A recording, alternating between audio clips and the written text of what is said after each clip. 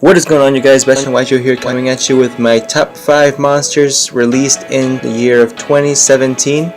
So this year has been a really crazy year for all types of cards all over the place. We've had several tier 0 formats. I believe we're still kind of in a tier 0 format, with Spyro being the clear dominant deck, although it's kind of escaping away from that, where Trickstars, Pendulum Magicians are getting more involved. But I just believe that Zoodiac, True Draco, Spyros has pretty much been the meta for this entire year. So moving on to that, we're gonna move to our top 5 monsters. Starting at number 5, I'm gonna have True King Lithosogem the Disaster. This card was absolutely busted.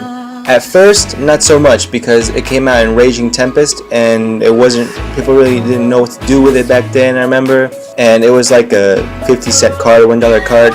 And as soon as that Dino Smasher Fury structure that came out, that card rose to like $5.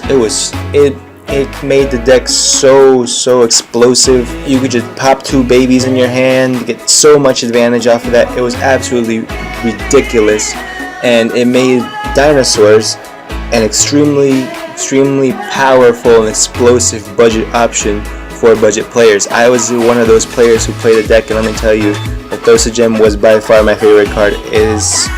It gave the deck a complete new dimension that it could have never reached on its own, and that is why I have it here at number 5. For number 4, I have Masterpiece, the True Draco Slaying King.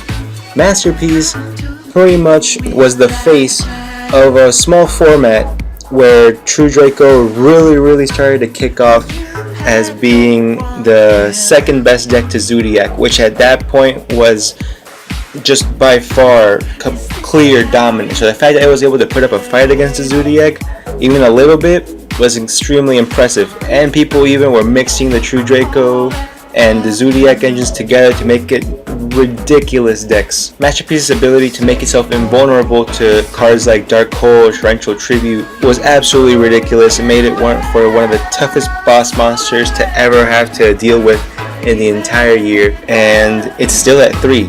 It's still at 3. It's slowed down. It's gotten pretty much, it's calmed down a lot. That's why it's not higher on the list, but it's definitely earning of a number 4 spot. That card is absolutely ridiculous. At 2950 attack, it made it pretty much impossible to be destroyed by battle, and you know for sure you were not going to destroy it by card effect because you can make it invulnerable. That's why Masterpiece is number 4. For number 3, we have Spyro Double Helix. This card on its own brought a tier 2, 3, 4, 5 deck that was not competitive at all, 0 competitive, to a tier 0 deck.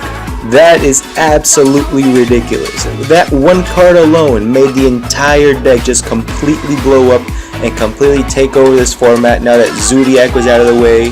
Spyro Double Helix is an incredible card, absolutely broken, and it's still terrorizing the meta as we speak, until Spyros get hit on the next ban list, which I'm assuming that's going to be the end of all Spyros. They're going to hit everything. They're going to hit the Quick Fix, they're going to hit the drone, they're going to even hit the Spyro Super Agent.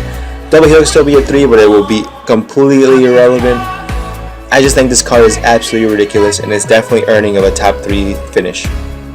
For number 2, we have Ash Blossom and Joyous Springs. This card is a reason. There's a reason why this card is $70 to $80 right now. It is absolutely busted.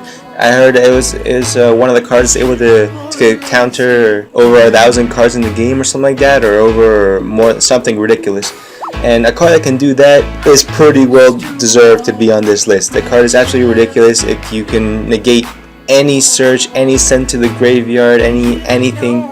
It's absolutely broken. I wish I had at least one copy. I don't, because I can't pull it, and $80 is way out of my league budget wise right now.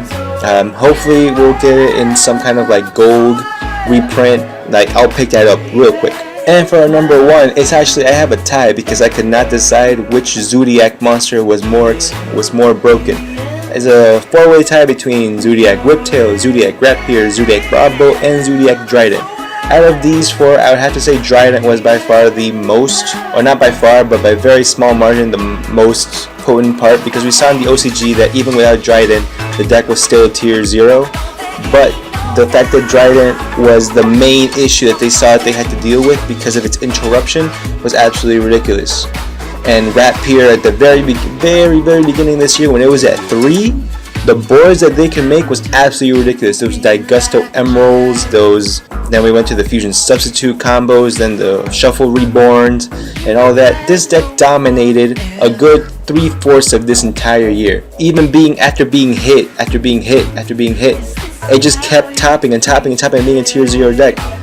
These 4 cards are what made the deck absolutely broken as far as their monsters go. When we got to the spells, then they got Barrage and things like that. But as for now, those 4 cards are absolutely ridiculous and by far, in my opinion, the most broken monster cards of this 2017 year. So that is it, guys, for my top 5 monsters 2017. Alright, guys, so what I'm gonna do now is I'm gonna have honorable mentions for some more monsters that I thought were deserving of at least being mentioned in the categories as these. Number 1, I'm gonna have to put Firewall Dragon. It's an absolutely ridiculous card. It needs to get hit, but it hasn't been meta relevant enough for me to put it on the list. But that doesn't excuse it for being an absolutely ridiculous looping card. And also I have to put Invoked Mechaba and Alistair for the fact that you could constantly just keep adding it to your hand, keep adding Invocation to your hand, keep fusion summoning into bigger fusion summons. And Mechaba, just because it was a huge pain in the ass, they just have to deal with, oh, is he gonna negate this or not? Is he gonna negate this or not? It was a walking what's that card called, that trap card? It was a walking Ultimate Providence, and that's absolutely ridiculous. And then we also have Soul Eating Oviraptor, another huge part of the Dino success, and Borolo Dragon, who again has not seen that much meta success, but I guarantee it's the most ridiculous card you ever play. Untargetable, you can decrease the monster's attack by 500 whenever you want. You can take your opponent's monster not targeting. It's ridiculous, and you can make it with 1 Scapegoat. I really hope Scapegoat doesn't get hit on next ban list, but the fact that we're talking about Scapegoat possibly being hit, that's absolutely insane. Last one is a bit iffy, but Deco Talk I want to throw in there, it being one of the first Link monsters we were ever introduced to, and also it being actually a very strong monster, being able to protect from targeting, being able to set up big boards, and its boosting attack effect is really helpful. And yeah, that's it for the video, guys. Leave a like if you enjoyed. I would really appreciate it. Subscribe for more videos, and I will see you all in the next one. Later.